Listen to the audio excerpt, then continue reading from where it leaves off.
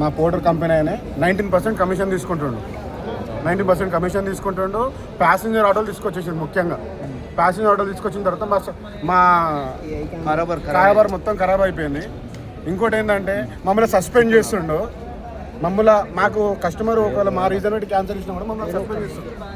ఇంకోటి ఏంటంటే మమ్మల్ని చాలా ఎట్లా అంటే కస్టమర్లు వాళ్ళతో మాకు ఇబ్బంది పెట్టినా మాతో నుంచి మన ఎక్కువ ఫీట్లో రాడ్లు వచ్చినా కూడా మమ్మల్ని సస్పెండ్ చేసి మా కమిషన్ అనేది చాలా పెంచేసిండు.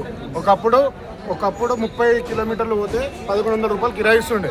ఇప్పుడు 30 కిలోమీటర్లు పోతే 900 రూపాయలు ఇస్తుండు. మళ్ళీ కమిషన్ అనేది పెంచేసిండు. ఒకప్పుడు 10% ఇస్తుండే, ఇప్పుడు 19% చేసిండు.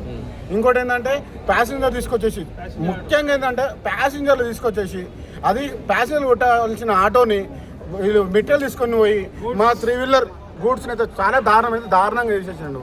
దానివల్ల మేము ఇంతమంది ధర్నం చేయాల్సి వచ్చింది. కస్టమర్లు క్యాన్సిల్ చేసిరు అనుకో మా రీజన్ పెట్టినా కూడా మా ఐడీలో సస్పెండ్ అవుతున్నాయి. మా ఐడీ రీజన్ తీయని కారణం కూడా ఇంకోటి ఏంటంటే మా ఐడీ కూడా తీయని కారణం ఏంటంటే మళ్ళీ 5,000 రూపాయలు జరిమానా అడుగుతారు.